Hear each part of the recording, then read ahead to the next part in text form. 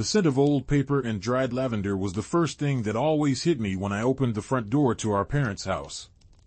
It was the smell of my childhood, a comforting, dusty aroma that clung to the heavy velvet curtains and seeped into the dark wood of the furniture. The air inside was always still, holding its breath, a museum of a life that was no longer lived. Today, though, a different scent mingled with the familiar ones. A sharp, metallic tang, like old pennies, and something vaguely like burnt sugar. It was the smell of anxiety. It was my smell. My hand, slick with a nervous sweat, slipped on the brass doorknob as I pushed the heavy oak door shut behind me. The latch clicked with a sound of finality, a deep, resonant thud that echoed in the sudden silence of the grand entryway.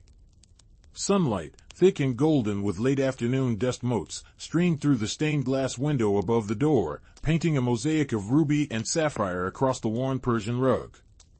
The air was cool against my skin, a stark contrast to the humid July heat I'd just left outside. I called her name. Maya? My voice sounded small in the high-ceilinged space, swallowed by the grandfather clock's solemn, rhythmic tick-tock tick-tock. It was the heartbeat of the house. For 28 years, it had been the soundtrack to every scraped knee, every Christmas morning, every hushed, late-night conversation. There was no answer. Only the clock, counting away the seconds. I walked further into the house, my sneakers silent on the thick carpet. The living room was just as our mother had left it 3 years ago. The porcelain shepherdess still stood on the mantelpiece, her painted-on smile forever serene. The family photos still crowded the top of the baby grand piano, a gallery of smiling ghosts. My father, with his easy grin and kind eyes. My mother, her arm wrapped around him, her hair a shade of auburn I could never quite forget. Me, a gap-toothed 7-year-old. Leo, my older brother, looking perpetually annoyed even at 10. And Maya.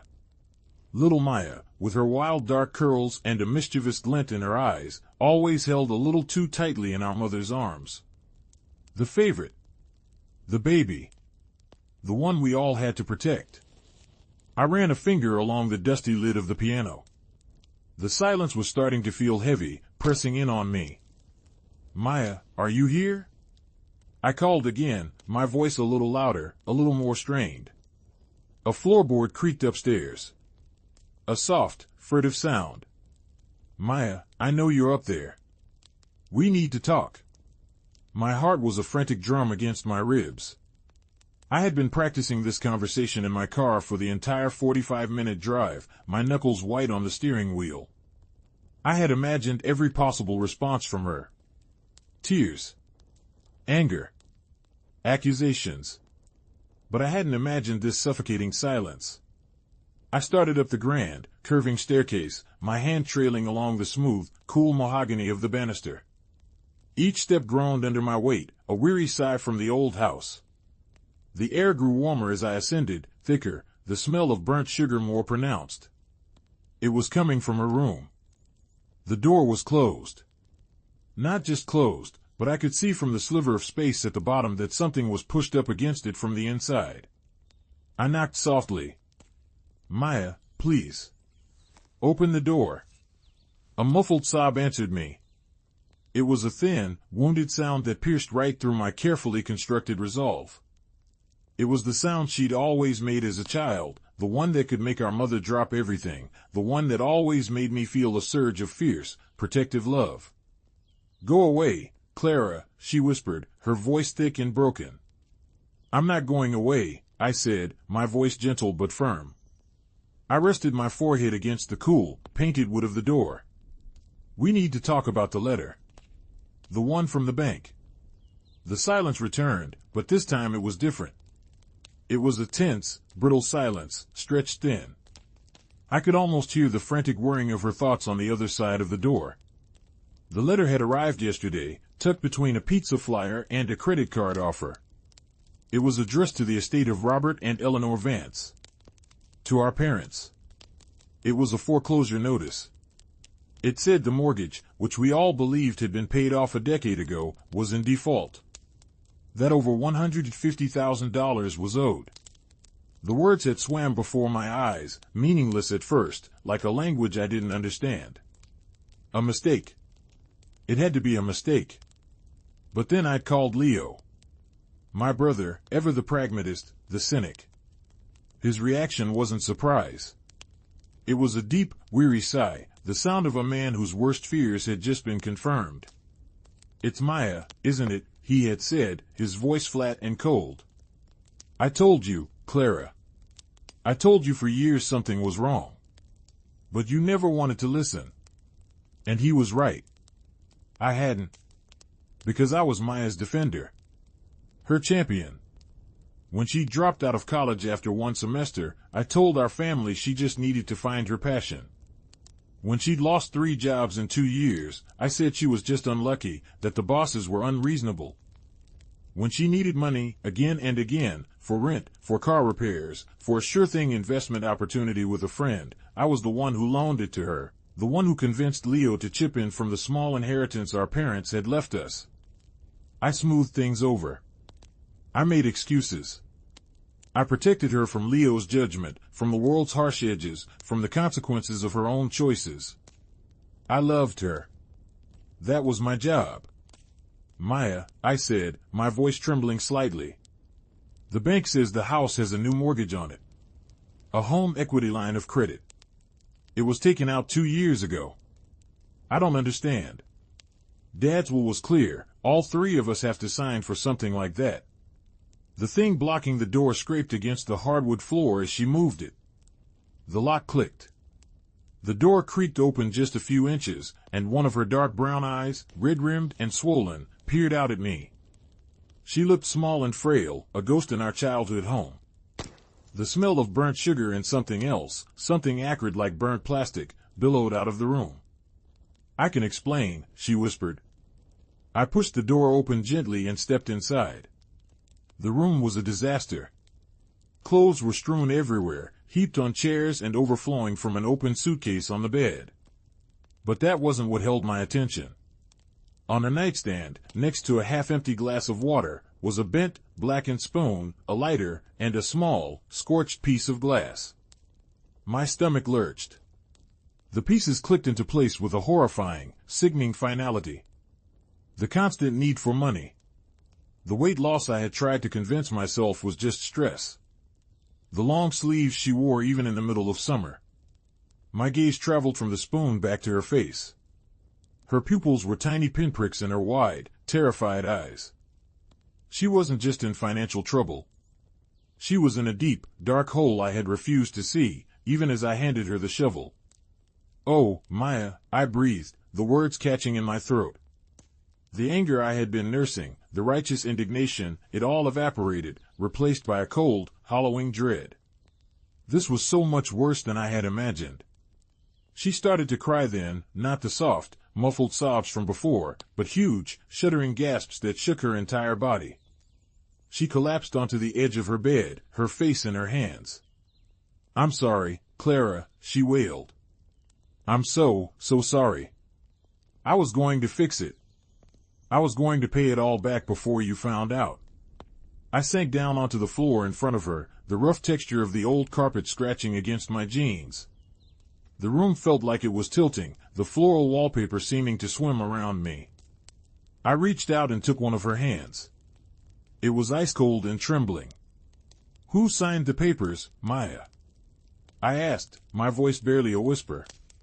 "Leo, and I never signed anything." She wouldn't look at me. Her eyes were fixed on a spot on the floor, her tears dripping onto the faded pink roses of the carpet. "I did," she said, her voice so quiet I almost couldn't hear it. I signed for all of us." Forgery. The word landed in the space between us, heavy and ugly. She had forged our signatures. She had stolen our home, our inheritance, our parents' legacy, right out from under us. And I had let her. I had enabled her. I had stood between her and anyone who tried to sound an alarm, my arms spread wide, defending the person who was in the process of destroying everything we had. The metallic taste of anxiety in my mouth turned to the bitter, acidic taste of betrayal. The betrayal wasn't just what she had done. It was what I had done to myself, to Leo, to the memory of our parents. I had been so blind. So willfully, stupidly blind. And in that moment, sitting on the floor of her ruined bedroom, I felt the foundations of my world, the very ground I stood on, crumble into dust. The grandfather clock downstairs chimed 5 times, each chime a funeral bell for the family I thought we were. The air in the room was thick with the ghosts of her confession. It felt hard to breathe, like all the oxygen had been sucked out and replaced with the heavy weight of her lies. I stared at our joined hands. Hers, so small and delicate, the nails bitten down to the quick. Mine, steady and capable, the hands of the responsible older sister. It was a lie. My hands weren't steady. They were trembling with a rage so profound it felt like a physical illness, a poison spreading through my veins. How? I finally managed to ask. The word came out as a croak. How could you do this to us, Maya? To Mom and Dad's memory? She pulled her hand away from mine as if it had been burned. You don't understand, she said, her voice rising, taking on that defensive, petulant tone I knew so well. It was the voice she used when she was cornered. I needed the money. It wasn't like I had a choice. A choice? My voice rose to match hers, a sharp, incredulous sound. You had a choice every single time you came to me, and I gave you money. You had a choice every time you came to Leo, and I convinced him to help you. We gave you thousands of dollars, Maya. Thousands. Where did it all go? Down that drain? I pointed a shaking finger at the blackened spoon on her nightstand. The gesture was ugly, accusatory, and I didn't care. The part of me that always softened for her, that always found an excuse, was gone. It had been scorched away. It's not like that, she yelled, scrambling to her feet. She started pacing the small space between the bed and the wall, her movements jerky and frantic.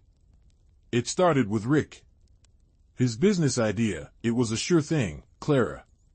He said we'd double the money in 6 months. We were going to pay back the loan and still have plenty left over. I was doing it for us. Rick. The name hung in the air like a foul odor. He was the latest in a long line of boyfriends, a smooth talker with expensive taste and no discernible job. I'd met him once. He had a handshake that was too firm and a smile that never reached his cold, calculating eyes. I hadn't liked him. I had told Maya as much, but she had accused me of being jealous, of never wanting her to be happy. So, as always, I had backed down. Rick, I repeated, the name tasting like ash in my mouth. So you forged our signatures, took out a loan against our family home, and gave $150,000 to your deadbeat boyfriend for a business idea? He's not a deadbeat, she shrieked. The business failed. It wasn't his fault. The market shifted. And then, things got bad. The payments were due. The interest was piling up. I was trying to handle it. I didn't want to worry you. Worry me? I laughed, a harsh, humorless sound that scraped my throat raw. You didn't want to worry me? Maya, they're going to take our house. The place we grew up. The only thing we have left of them. My voice broke on the last word, and a hot tear finally escaped, trailing a cold path down my cheek. I angrily wiped it away. I wouldn't cry in front of her. I wouldn't give her the satisfaction of my tears. She stopped pacing and looked at me, her expression shifting from defiance to a twisted kind of pleading. I can still fix it, she said, her voice dropping to a desperate whisper. I just need a little more time. A little more money. I can get another job. We can sell some of Mom's old things, the jewelry. My blood ran cold. I shot to my feet. What did you say? Her eyes widened in panic, realizing her mistake. Nothing. Mom's jewelry, I said, my voice dangerously quiet. I walked over to her dresser. The antique silver jewelry box our grandmother had given our mother was gone. In its place was a dusty, empty rectangle. I had noticed its absence weeks ago but had assumed Maya had put it away for safekeeping. Another stupid, naive assumption. Where is it, Maya? Where is Mom's jewelry box? I already knew the answer. I could see it in the way she flinched, the way she refused to meet my gaze. I thought of the ruby earrings Dad had given Mom for their 20th anniversary. The pearl necklace she wore on her wedding day. The simple gold locket with our baby pictures inside. Each piece was a memory, a tangible link to the people we had lost. They were just things, Clara, she mumbled, looking at the floor. Things? The word exploded out of me. I felt a surge of white-hot fury unlike anything I had ever experienced. I grabbed her arm, my fingers digging into her skin. They were not just things. They were hers. They were all we had left. Did you sell it all? Did you sell it for him? For that? I gestured wildly at the nightstand again. Let go of me. You're hurting me, she cried, trying to wrench her arm free. I released her as if she were on fire, stumbling back a step. I looked at my own hand, horrified by the red marks my fingers had left on her pale skin. What was happening to me? I was the calm one. The peacemaker. I had to, she sobbed, rubbing her arm. The threats, they were getting bad. The people Rick owed money to. They were going to hurt him, Clara. The people he owed money to? Or the people you owed money to for your habit? I shot back, the words sharp and cruel. Her face crumpled. It's the same thing, she whispered. It all got mixed up. The grandfather clock downstairs began to chime the half-hour, its single, solemn bong echoing up the stairwell. It sounded like a judge's gavel. The sound seemed to break the terrible spell in the room. I took a deep, shuddering breath, the air burning my lungs. I looked around the messy room, at the girl who was my sister, and I felt a profound sense of dislocation. I didn't know this place. I didn't know this person. The Maya I had spent my entire life protecting was a figment of my imagination. The real Maya was a stranger, a liar, a thief. I have to call Leo, I said, my voice hollow. I pulled out my phone. My hands were shaking so badly it took me 3 tries to unlock it. No. Maya lunged for the phone, but I held it out of her reach. Please, Clara, don't. He'll hate me. He'll call the police. Maybe he should, I said, the words cold and hard as stone. You committed a crime, Maya. A felony. Forgery. Grand larceny. This isn't some little mistake you can apologize your way out of. But we're family, she pleaded, her eyes swimming with tears. You can't do this to me. Please, Clara. You've always protected me. Protect me now. That was it. That was the phrase that broke me. Protect her. I had been protecting her my whole life, and where had it gotten us? To the brink of losing our home. To a place where our mother's most precious memories had been sold for a fix. My protection had been a poison. It had been the very thing that allowed this to fester, to grow into a monster that was now devouring us all. I held the phone to my ear as it began to ring. I watched my sister's face fall, her expression shifting from pleading to despair, and then to a cold, hard resentment that chilled me to the bone. In that moment, I saw the chasm that had opened between us. It wasn't a crack that could be patched over.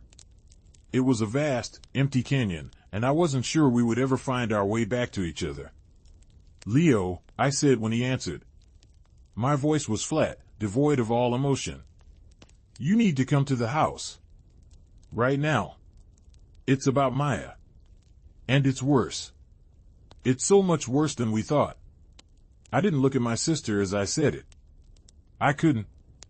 I just stared out the window at the familiar silhouette of the old oak tree in the backyard, its branches stark against the fading light of the evening sky. It was a tree our father had planted the year I was born. It was strong. It was rooted. It was everything our family was supposed to be, and everything we no longer were. Leo arrived in under 30 minutes. I heard the roar of his truck's engine as it tore down the long gravel driveway, followed by the sound of tires crunching to a halt. A car door slammed with a violence that vibrated through the old house.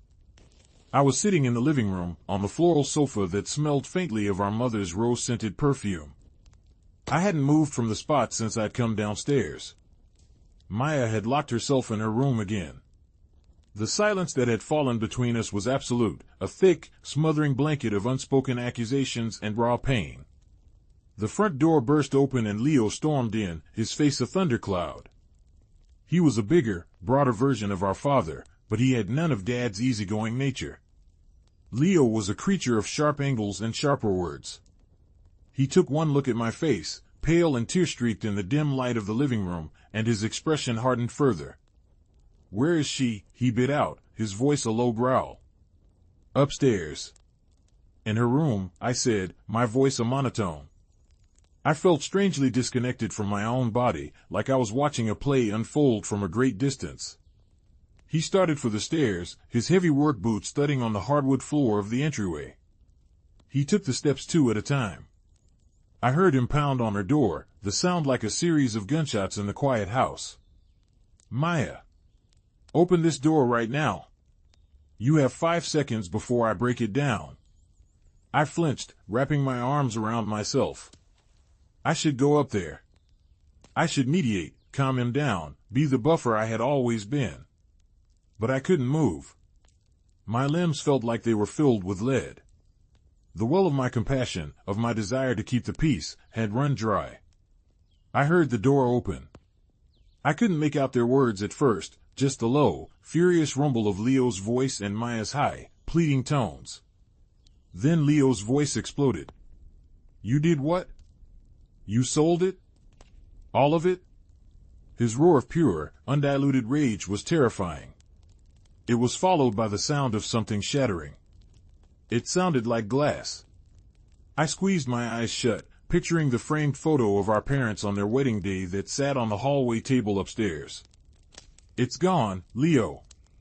It's all gone. The jewelry, the money from the house, everything."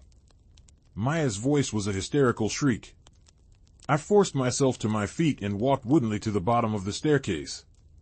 I could see them now, framed in the doorway of her bedroom. Leo's back was to me. He was standing over her, his big frame radiating so much fury it was almost a visible force. Maya was cowering on her bed, her arms wrapped around her head as if to ward off a physical blow. "How much?" Leo demanded, his voice shaking with the effort of keeping it from escalating into a full-blown scream. "How much is gone, Maya? Tell me the truth. For once in your miserable, pathetic life, tell me the goddamn truth." "I don't know," she sobbed. "A lot. Most of it. Rick handled the money." "Rick?" Leo spat the name like it was poison. "You gave our inheritance to that greasy little con artist? Are you that stupid? He loves me." Leo let out a bark of laughter, a truly terrible sound, full of pain and contempt. "He doesn't love you, Maya. He loves what you could give him. Our home. Our mother's memory. And you just handed it all to him on a silver platter. You let him destroy us. I didn't mean for it to happen." "You never mean for any of it to happen," he roared, taking a step closer. "Every bad decision, every lie, every time you've come crawling to us for money, it's never your fault, is it? It's always someone else. Well, look around you, Maya. There's no one else here. This is on you. This is all on you." His words were like slaps, and I could see her flinch with each one. As much as I agreed with every single thing he was saying, a tiny, vestigial part of me, the protector, stirred in its grave. "Leo," I said, my voice quiet but clear from the bottom of the stairs. "That's enough." He whirled around, his eyes wild.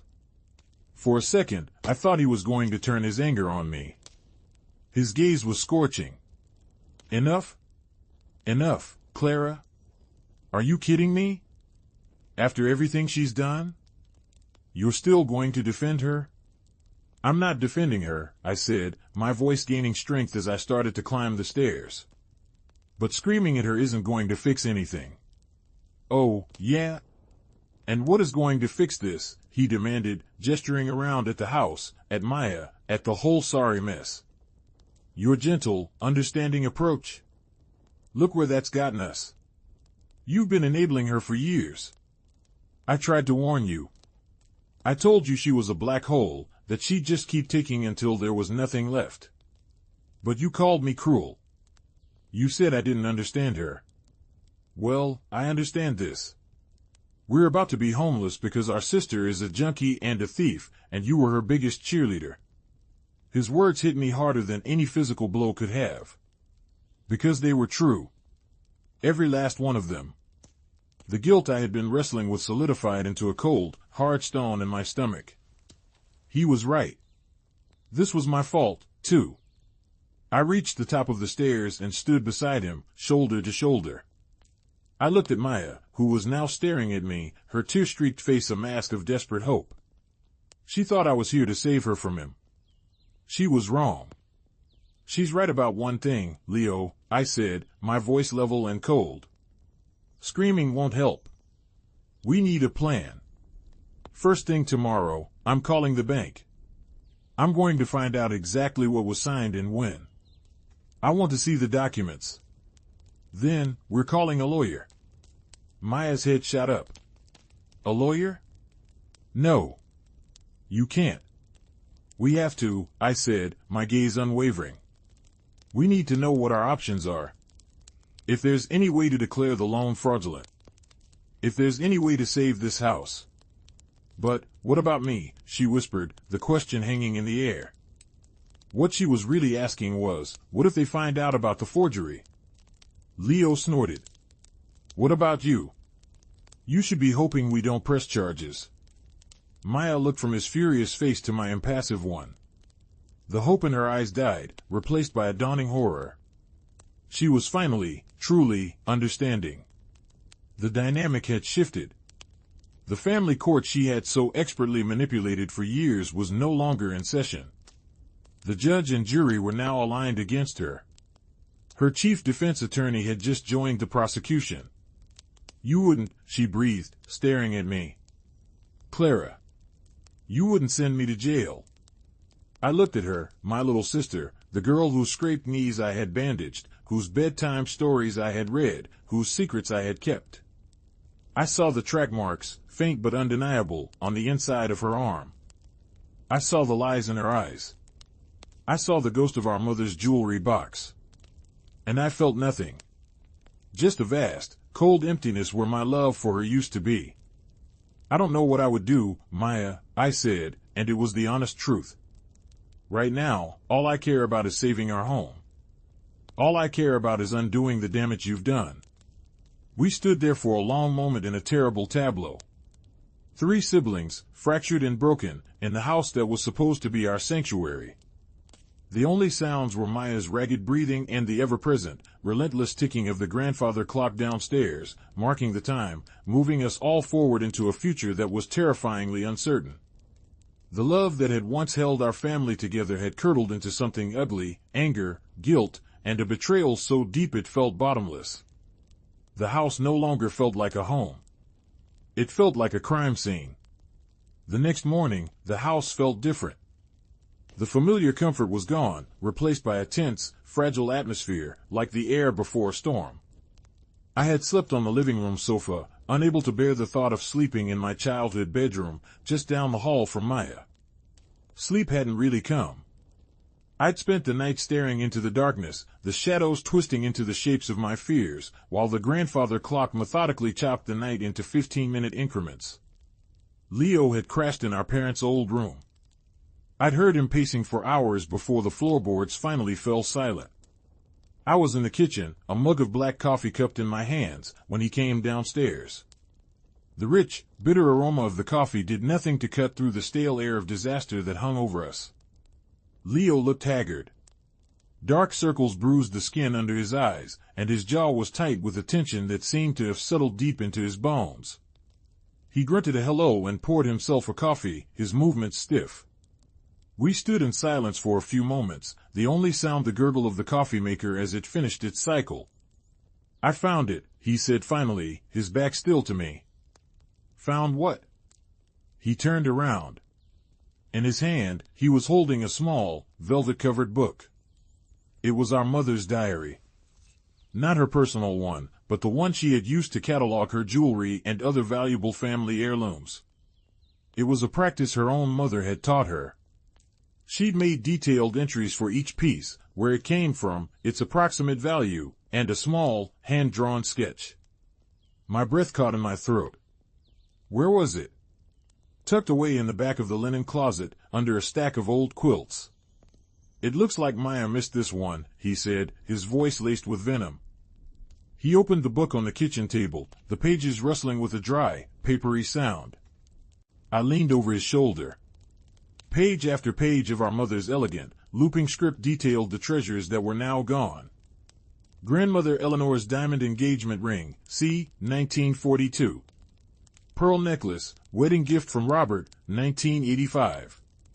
Gold locket with photos of Clara and Maya, gift for my 30th birthday. Each entry was a punch to the gut. Leo pointed a thick finger at the bottom of a page. Look at this, he said. Our mother had written down the name and number of an appraiser, a man named Mr. Abernathy in the city, who had valued the collection for insurance purposes about 5 years ago. He'll have records. He'll know exactly what was in that box and what it was worth. A plan. A concrete step. It was a relief to have something to focus on besides the suffocating weight of the betrayal. I'll call him, I said. After I call the bank. And a lawyer. Just then, we heard a floorboard creak on the stairs. We both looked up as Maya appeared in the kitchen doorway. She was wearing an oversized sweatshirt and leggings, and she looked like a wraith. Her face was pale and puffy, her eyes swollen almost shut. She looked from me to Leo, then at the open book on the table. A flicker of something, maybe fear, crossed her face. I made coffee, I said, my voice flat. It was a stupid, mundane thing to say in the face of our monumental crisis, but it was all I could manage. She shuffled over to the counter and poured a mug, her hands trembling. The silence in the kitchen was thick and heavy, charged with unspoken words. It was Leo who broke it. We're going to see a lawyer today, Maya, he said, his tone leaving no room for argument. And we're going to the police to file a report about the jewelry. Maya froze, her back to us. The police? You can't. Leo, please. It's not up for discussion, he said coldly. These were stolen goods. We need a paper trail if we ever hope to recover any of it. We'll have to check the local pawn shops. She turned around slowly, the coffee mug held in both hands like a shield. You don't have to do that, she said, her voice small. I can tell you where it is. Most of it, anyway. Leo and I exchanged a look. Where? I asked. A pawn shop in Westlake. It's called Cash for Gold. Rick, he knew the owner. He said he'd give us a better price. She said the name of the shop as if it left a bad taste in her mouth. So you pawned it. You didn't sell it outright? I felt a tiny, ridiculous flicker of hope. Maybe it wasn't all lost forever. She shook her head, not meeting my eyes. We sold most of it. The tickets, some of them might still be good. For the smaller stuff. I don't know. Rick handled all the paperwork. Of course he did, Leo muttered, slamming the jewelry diary shut. The sound made us all jump. Give me the address. I'm going down there. I'll go with you, I said immediately. No, he said, shaking his head. You stay here and make the calls. The bank. The lawyer. That's more important. Find out what fresh hell we're in with the house. He grabbed his keys from the hook by the door. I'll handle the pawn shop. He paused at the door and looked back, not at me, but at Maya. His eyes were as hard as flint. Don't even think about leaving this house, he warned, and then he was gone, the back door slamming shut behind him.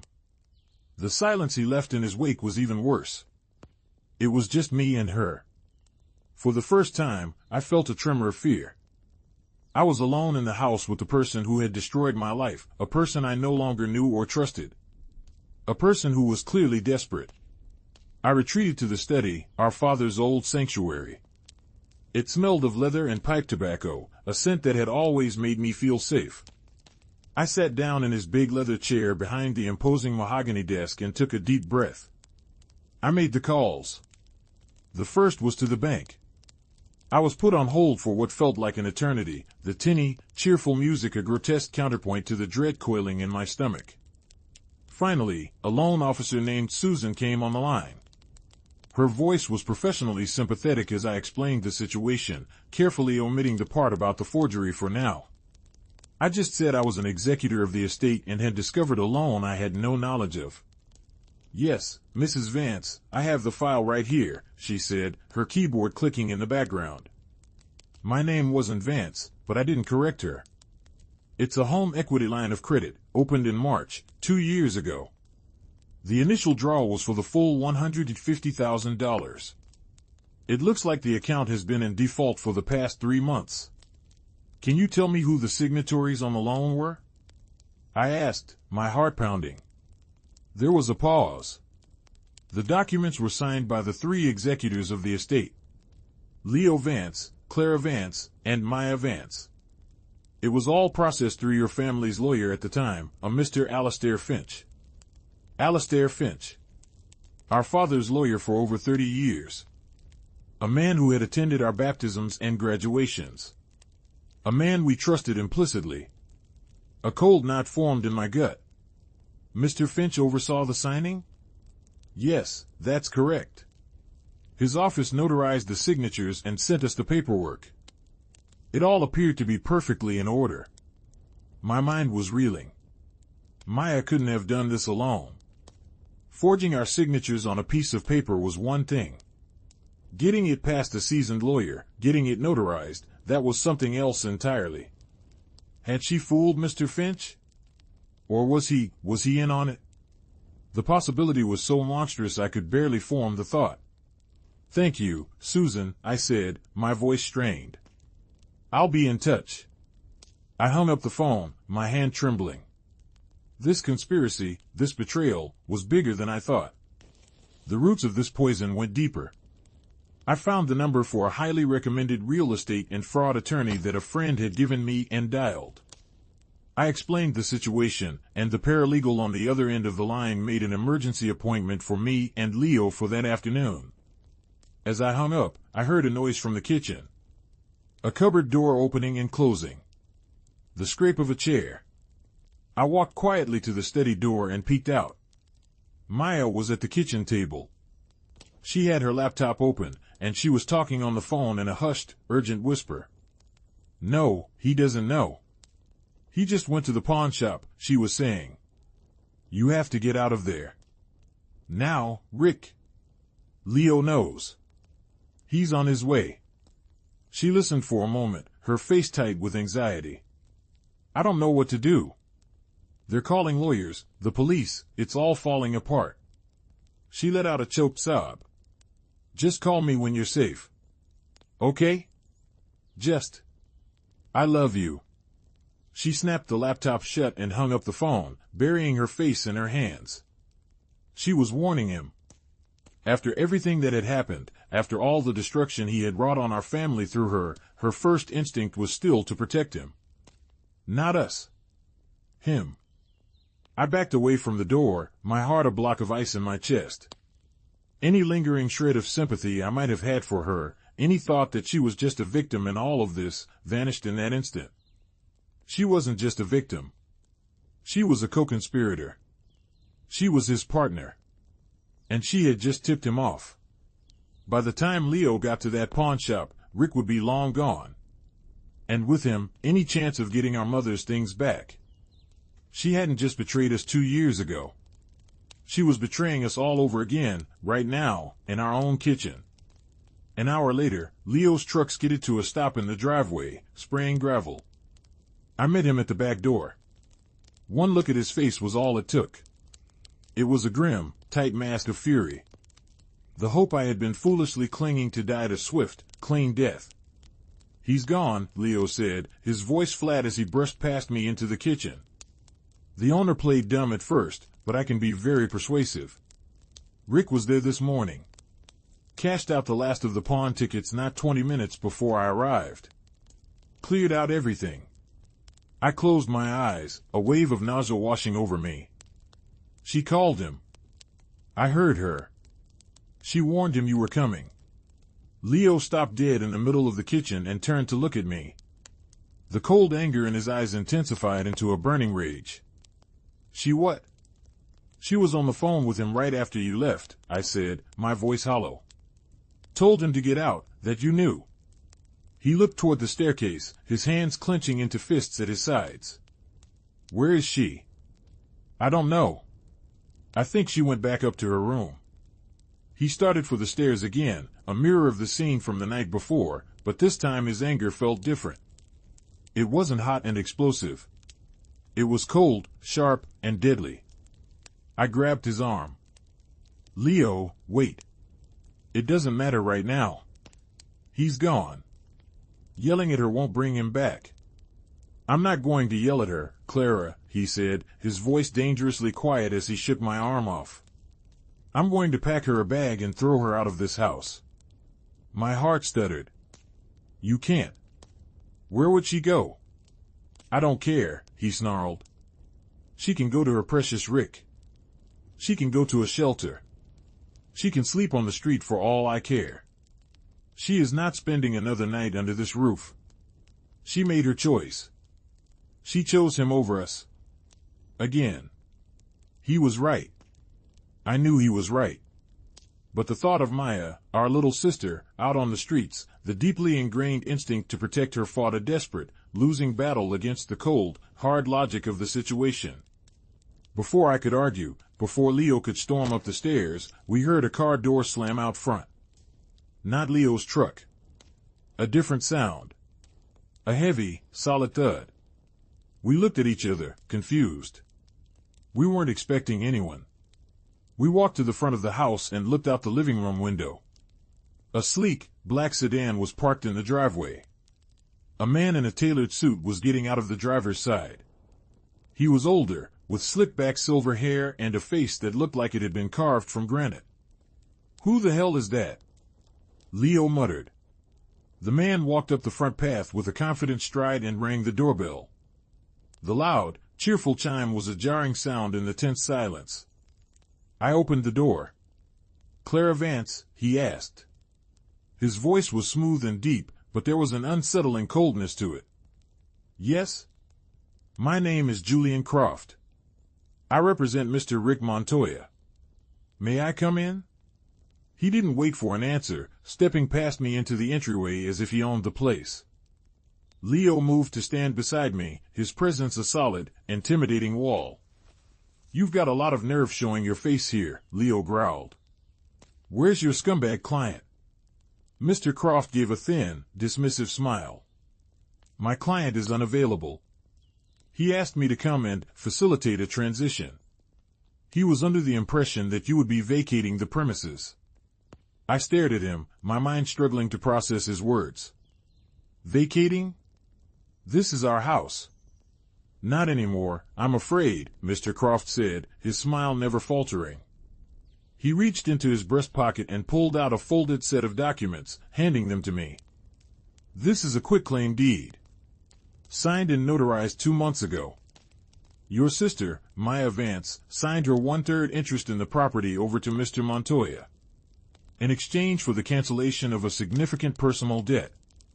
My hands were numb as I unfolded the papers. I saw the legal jargon, the signatures. Maya's familiar, loopy signature at the bottom. She hadn't just stolen from us. She had signed away her part of our home. This doesn't mean anything, Leo said, snatching the papers from my hand. It's her third. She can't force us to sell. We still own 2/3 of the house. True, Mr. Croft conceded smoothly. However, Mr. Montoya has also purchased the debt from the bank. He now holds the note on the $150,000 loan. Since the loan is in default, he has instructed me to begin foreclosure proceedings immediately. As a part owner, he can force a partition sale. The house will be sold at auction, and the proceeds will be divided. After, of course, the outstanding debt of $150,000, plus interest and fees, is paid back to him. The room began to spin. It was a brilliant, diabolical trap. They had us cornered. He wasn't just a con artist. He was a predator. And he and Maya had conspired to bleed us dry and then steal the carcass. "Get out," I whispered, the words barely audible. "Get out of our house." Leo bellowed, taking a menacing step toward the lawyer. Mr. Croft held up a placating hand, not a trace of fear on his face. "There's no need for unpleasantness. I'm simply here to inform you of the legal realities. You will be served with the official notice of sale within the week. I suggest you begin making arrangements." He cast a disdainful look around the grand entryway. "It's a lovely old place. It would be a shame to see it fall into disrepair." He turned and walked out, closing the front door gently behind him. The click of the latch echoed the sound of a jail cell door slamming shut. I sank onto the bottom step of the staircase, the quitclaim deed lying on the floor where Leo had dropped it. It was over. We had lost. There was no saving the house now. They had been 10 steps ahead of us the entire time. Leo let out a strangled cry of pure frustration and slammed his fist into the wall. A loud crack echoed through the hall as the plaster gave way. He stood there, his chest heaving, his fist still buried in the wall, a trickle of blood running down his knuckles. And then I heard it. A small, choked sob from the top of the stairs. I looked up. Maya was standing there, her hand over her mouth, her eyes wide with what looked like genuine shock. "I didn't know," she whispered, her voice trembling. "I swear, Clara, I didn't know he would do that. He told me the paper I signed was just a formality, to secure the loan.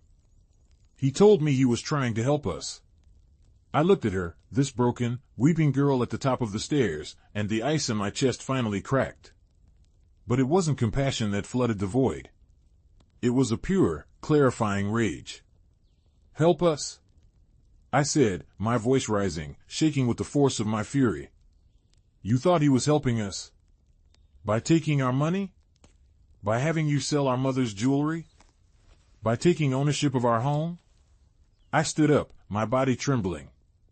"Did you really believe the lies, Maya? Or was it just easier than admitting you were sacrificing your own family for a man who was using you? For a drug that was killing you?" "I loved him," she cried. "You don't know what love is." I screamed, the sound tearing from my throat, raw and painful. "Love is not destruction. It's not lies and theft and betrayal. Our parents loved us. They gave us this home. This life. They trusted us to take care of it, to take care of each other. And you have systematically, piece by piece, burned it all to the ground." I started up the stairs toward her, and for the first time, she looked at me with real fear. She backed away as I advanced, my words a relentless assault. "I have spent my entire life defending you.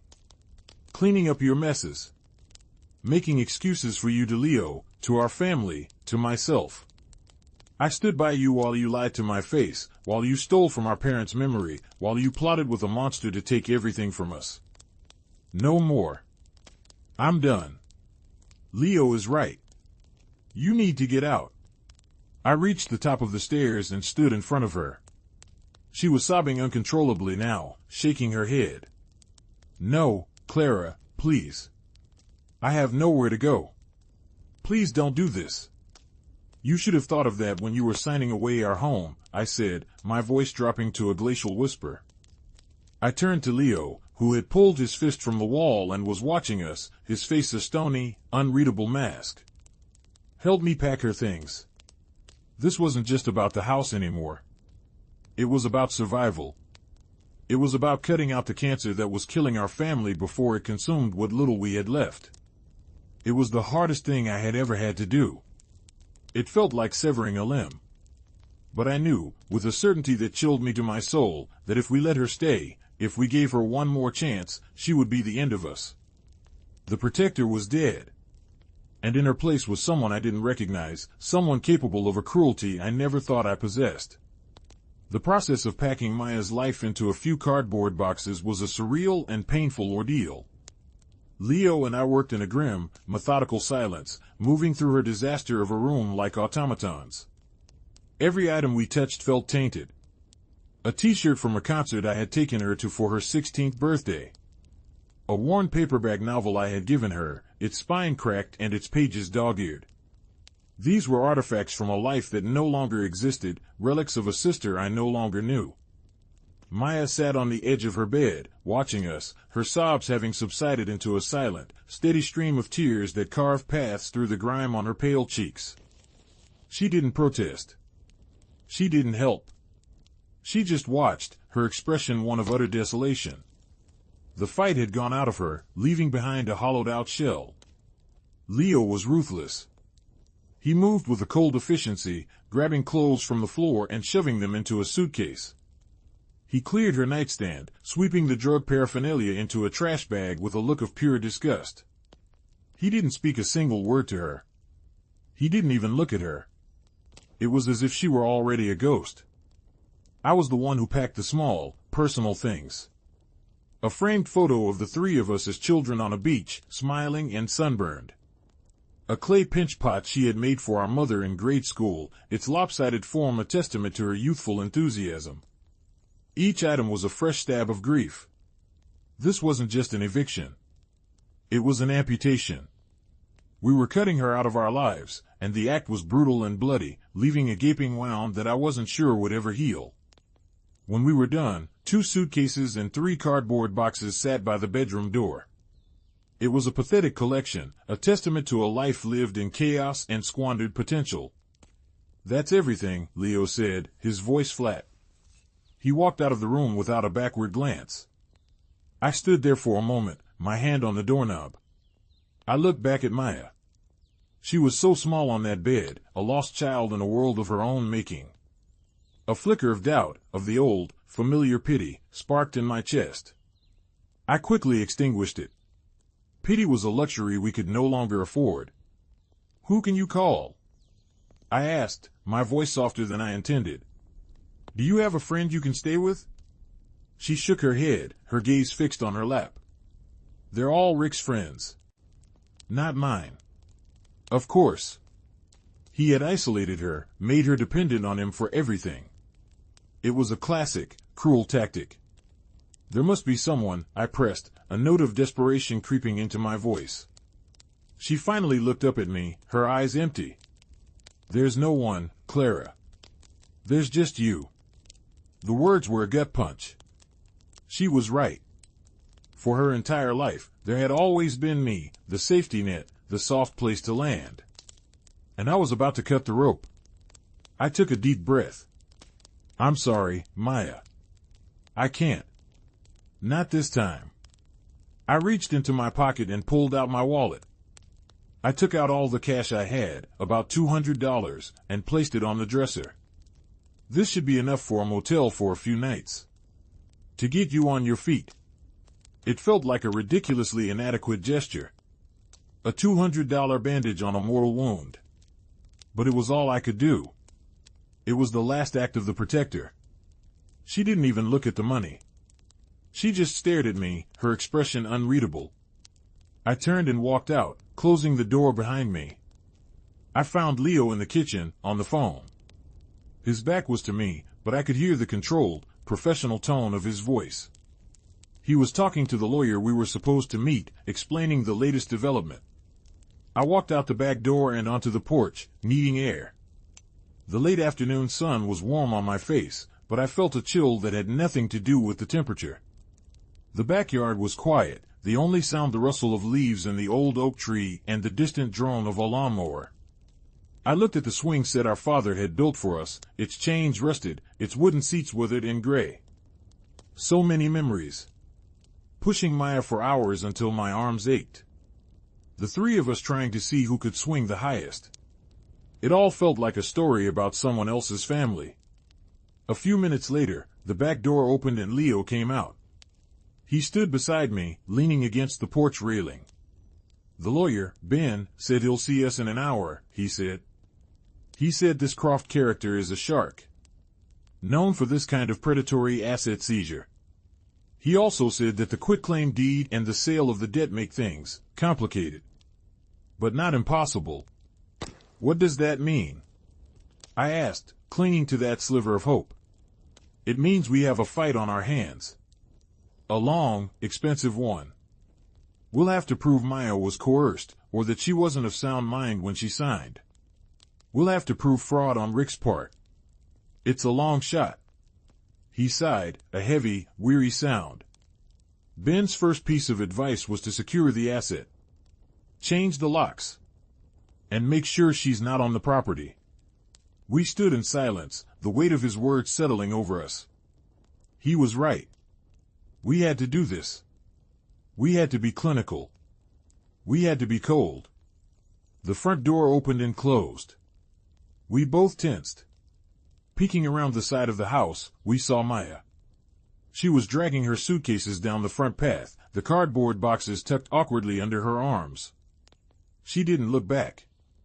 She just kept walking, a small, lonely figure moving down the long gravel driveway, away from the only home she had ever known.